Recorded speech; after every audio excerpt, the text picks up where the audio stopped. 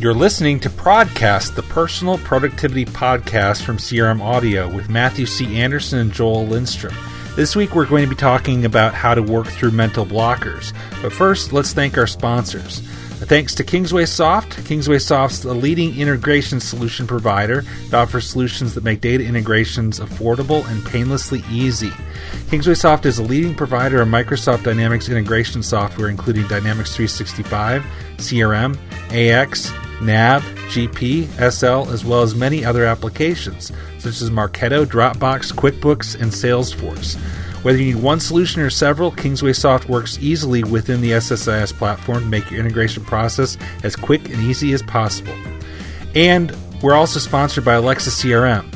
WordPress powers more than 25% of all the websites on the internet and is the number one choice for blogs, websites, and portals. Dynamics 365 is the de facto standard for sales, marketing, and customer service, and industry solutions. Now they can work together with the Dynamics 365 CRM WordPress plugin built with love by the Alexa CRM team. Capture forms, engage your users and customers, all without writing any code. Control your site in WordPress while keeping your data in Dynamics 365. Thanks to Alexa CRM and Kingsway Soft for sponsoring Prodcast, the personal productivity podcast. Mr. Anderson, I need some help. Oh, what do you need help with, Joel? Well, I have this one task on my task list, and it's not a hard task, but it's just something I've just, for some reason, I haven't really placed my finger on. For some reason, I'm just having trouble making myself do that thing. And, again, I'm not going to get into the details of what it is. It's basically, I need to take the time, and it could be 10 minutes, to learn some new system that we have so that I can do something. And it's not something that is an exciting thing. It's something, let's just say it's involving time and expense entry. Okay. Put it that way. And so my thing is, I know I need to do this. It's very important, but do you ever have those tasks that for some reason you just get mentally blocked on? You can't put your finger on it, but you just have trouble doing that thing and getting that off your list. How do you push yourself when you find yourself in that kind of state? Yeah, so I mean, certainly I think everybody runs into that, and I don't consider myself to be any kind of exception to that. I think this would be a fun one to explore. I don't have a magic bean to plant to be able to grow into that vine that'll get you out of the problem. But I bet we could come up with some ideas to of things that we do practically to be able to get there. Typically what I do is I force myself to do one thing in that direction. And then that one thing becomes two things. And before long, you build momentum. It's like it's like The Rock in Raiders of the Lost Ark. It's very slow going, but once you get it rolling, it's unstoppable and you finish it.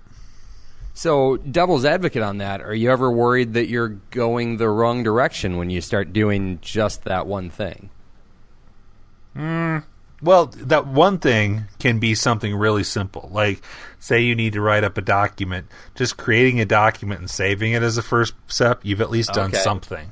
Okay. So, but yeah, I mean, if you go too far, you're right. You could, if you're going the wrong way, like if it's something you got to brainstorm or you got to make a decision. But that's not usually the stuff I get hung up on. Usually, it's the mindless things, the things I guess you're doing your mental cost benefit analysis, and things that in the short term at least are so low down there. They're important, but they're you don't see the immediate reward from, and that's where things that are like, I think reorganizing my folders in Windows Explorer is more exciting than doing this thing. So I'm going to do that instead. So that's where just pushing yourself, psyching yourself up. Also, what I it's like you got to have meaning for what you're doing, and so finding some way of connecting that thing with the bigger picture. And even though it seems like I'm just digging a hole for digging a hole's sake, if I can figure out some reason why this is connected to the bigger thing. So time entry. It's important because if I don't do it, I'm not going to get paid. And getting paid is important to me, so I'm going to do it. Is that a carrot or a stick? I guess so. It's like, a little bit of both, Yeah, no, I hear you, man. I mean, I think that for me, as I think through how I actually get moving on that stuff, is I ask that kind of central question to it of, do I really have to do this thing?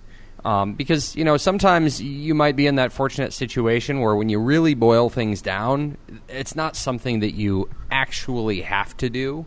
There's a way to be able to either outsource it, offload it, or, it may not be a guarantee that you have to do it. You're just pretty sure that you need to. So I try to toe that line as much as I can. But I'd say that most of the time things end up having to come back around at one time or another, where these are the type of things where you just have to do it and you're going to have to get it done.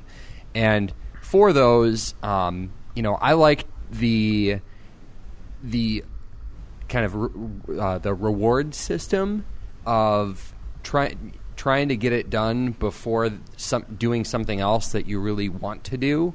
Kind of tee it up as that one thing, that one domino that would have to fall in the way before getting to something you care a lot more about, and being pretty tough on yourself about it. So, as an example of that, it's I want to go outside and have a beer on a nice afternoon.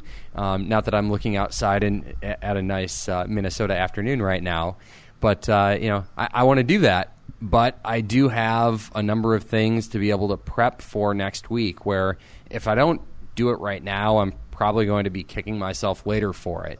So I've got a pretty, a pretty short list of just, steps that I can take to get some progress on that before I go and have that reward of the nice beer on a sunny afternoon.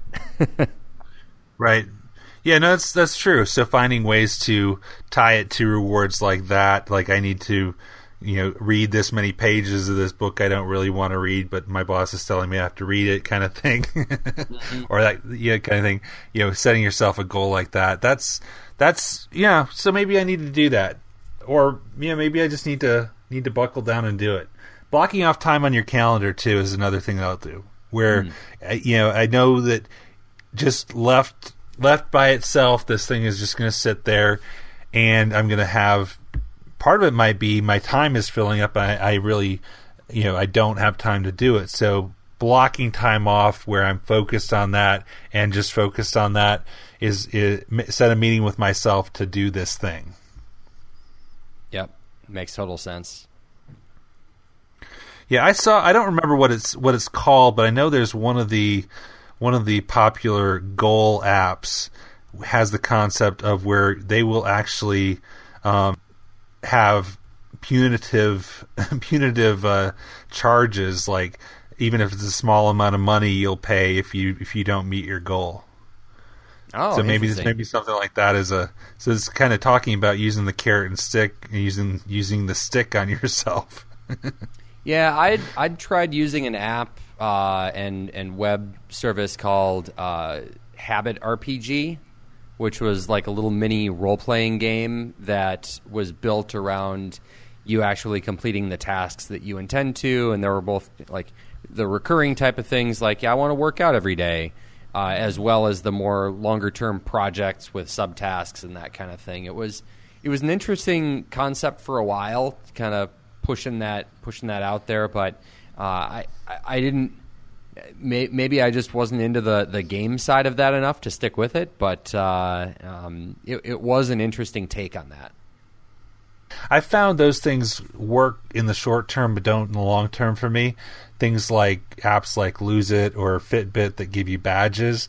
It has short term, like I can be motivated by that for probably a week or two, but after that, it loses any kind of motivational quality for me. It's like the gamification stuff is now everywhere. Your bank, your airline miles, all this stuff trying to influence your behavior. And it's like there's too much of it, and the novelty isn't there anymore. Now, some things. I mean, I was doing I was talking about gamification specifically for the Dynamics gamification solution, and just looking around at all the gamification, and it really does. You look at airline points and hotel programs and frequent shopper cards and all this stuff. It does work psychologically. I've just found, like, to me, it's just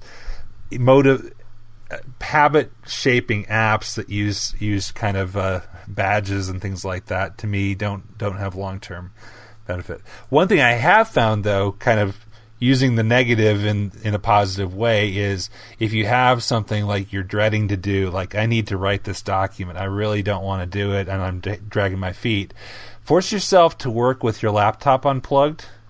You'll get done a lot faster if you know your laptop's going to die. And it's dumb because you could just reach over and plug it in. But imposing that kind of, especially if you got an older laptop that gets like an hour and a half of battery life before it dies. I will have to. I think I'd have to unplug mine pretty early. I'm fortunate enough to have a nice long battery life on mine. But what do we have for That's Not Productive this week?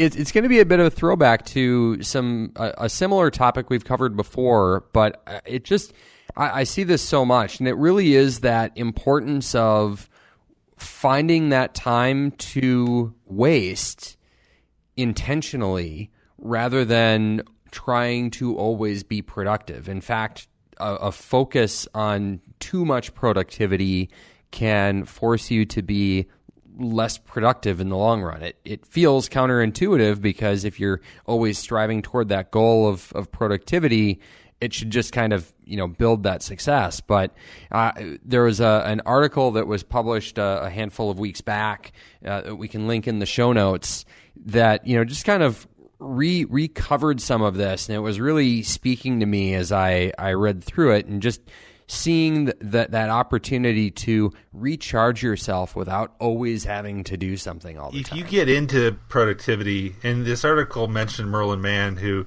is credited with coming up with Inbox Zero. I think other people have did Inbox Zero, but he gave it the name. And he used to go around he was Mr. Productivity, and he would give speeches about it and did podcasts about it. And he kind of moved away from that system. I don't know if he moved away from having Inbox Zero, but just the pursuit of productivity for productivity's sake. And I think from day one on here, we were talking about what productivity is and isn't, and we don't view it as the goal. It's being more effective at what you do so you can achieve your goals, whether it's your job, your personal life. And if you're just so focused on having everything organized and efficient and you have to do things efficiently. Let me give you an example. Taking your kids to Disneyland or Disney World or any of those places. If you go in and you can buy books that'll give you plans that will give you the way to get the shortest ride times, and you got to go to Space Mountain at this time, and then the Haunted Mansion at this time, and do them in this order. Your family will hate you. You can get through it very efficiently and have a terrible time because they're going to see something in that spontaneity and want to be able to do what they want to do, and so that's an example of that. And same thing with having your email cleared out. And I may have been guilty of this from time to time. Just I get into I need to have my email clear, but if I've had a busy day, I've got to turn that off and realize, what, there's better things I can be doing with that time. Like anything in life, it's a balancing act. Mm-hmm. Right on. Echo. I've seen this quote several places, where the work you have will expand to the time that you have. So if you're trying to get out and get everything off your list, it's never going to happen. So you gotta be comfortable with some level of things being undone and be able to turn them off.